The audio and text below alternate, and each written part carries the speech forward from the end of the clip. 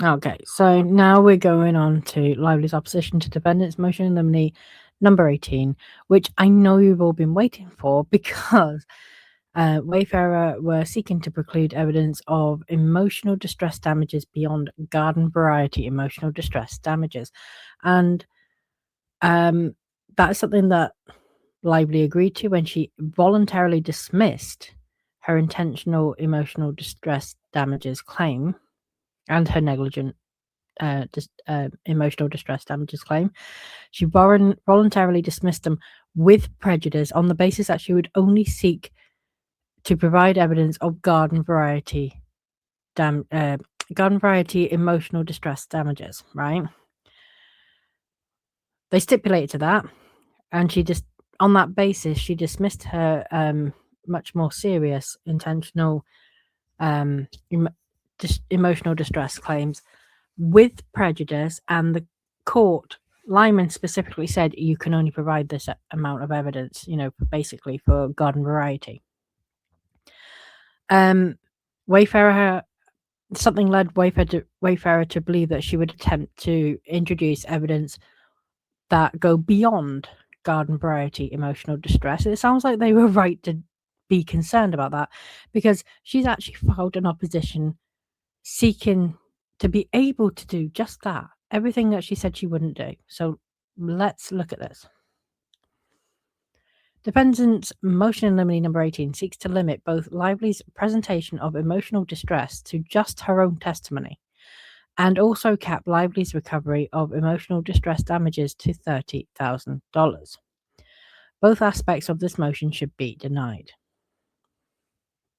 Okay. To begin, this court has already addressed the evidence Lively can present in support of her emotional distress, which is not limited to just her own testimony. By way of background, on June 13th, 2025, the parties stipulated to dismiss Lively's claims for intentional and negligent infliction of emotional distress. In advance of that filing, on June 10th, 2025, Lively sought clarification on the court's order denying defendants' motion to compel information regarding the identity and treatment records of Lively's healthcare providers related to emotional distress, which the court entered on the basis that Lively had expressed her intention to withdraw the emotional distress tort claims, and further ordered that if she did not withdraw such claims, she would be barred from presenting evidence of emotional distress. Specifically, Lively sought clarification that if her emotional distress tort claims were dismissed, the court would not preclude her from presenting testimony and evidence of garden variety emotional distress damages on that basis, including testimony of herself and percipient corroborating witnesses. The court subsequently endorsed Lively's letter and clarified that its prior ruling precluding evidence referred to medical evidence of emotional distress and would not preclude Lively from offering garden variety emotional distress. Given the court has already ruled on this issue and confirmed Lively's right to present evidence of garden variety emotional damages through testimony of herself and percipient corroborating witnesses, defendant's attempt to relitigate this issue should be denied.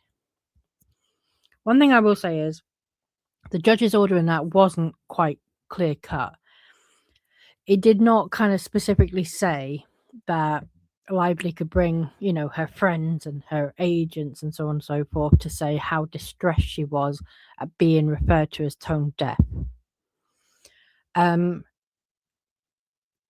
to be honest, now we kind of boiled down the retaliation phrases to that statement, along with mean girl and bully. I find it absolutely fucking wild that she ever attempted to bring the intentional infliction of emotional distress claims.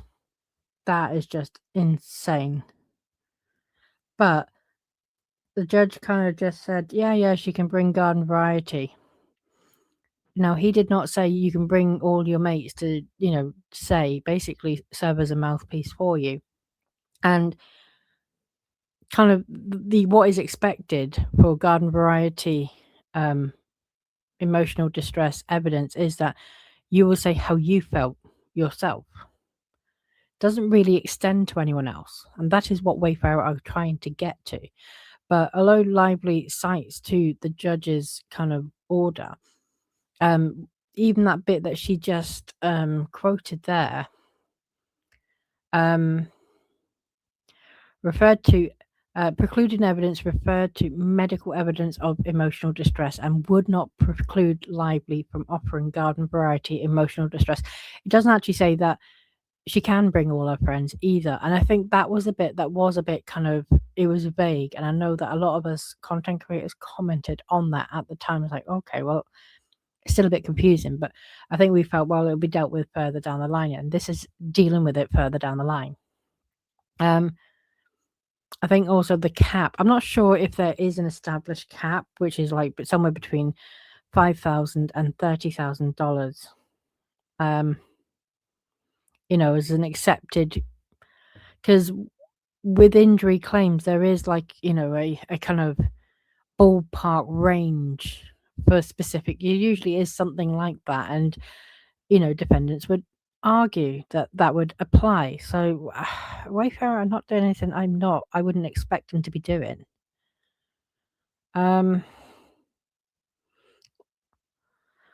Okay, defendant's baseless attempt to arbitrarily cap Lively's emotional distress damages to $30,000 fares no better.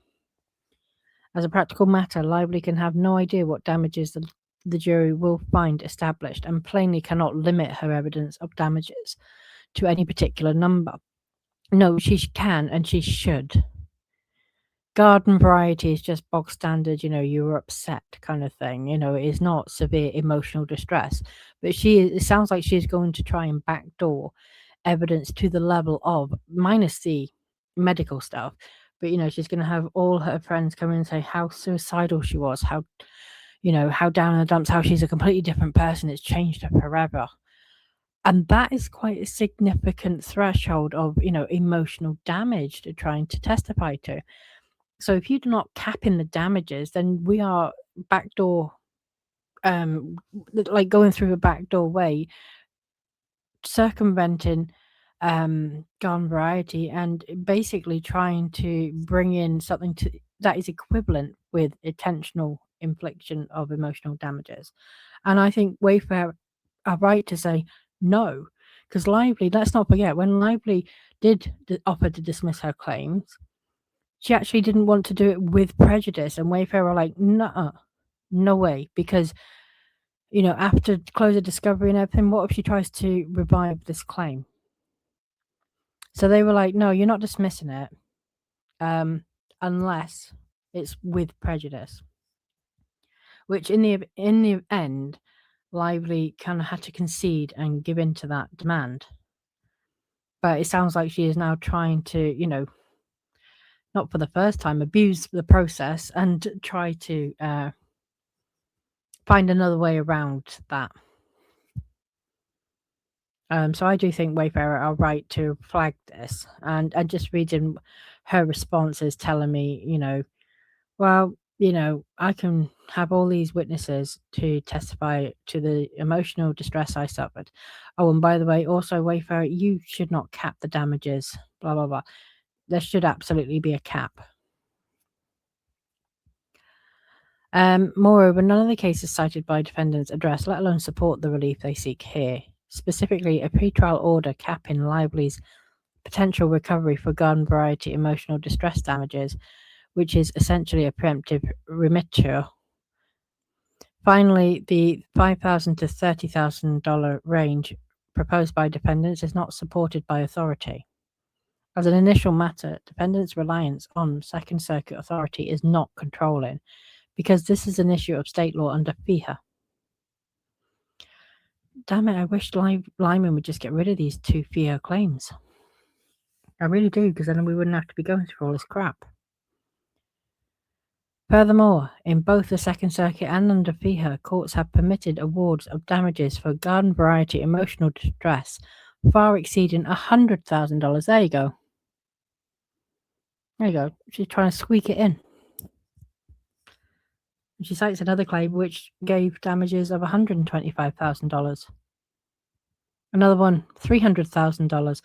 You can see what she's doing here. $150,000. All of this because she was called tone deaf, a mean girl, and a bully, right? This is what she seriously wants everyone to believe. For each of these reasons, motion in limine number 18 should be denied in its entirety. Ugh, God. And I have a migraine after that. But that was such a predictable move from Lively. We, the content creators, some of us were already talking about this back in June when she was dismissing her claim and negotiating all of that. So this is not a surprise, but it is a hell of a disappointment that she's done it. All right, so the final motion in limine number 19. To proceed to Lively's opposing Wayfarer's motion in limine number 19 to bifurcate the issue of punitive damages. Okay, so I will go into that in the next video.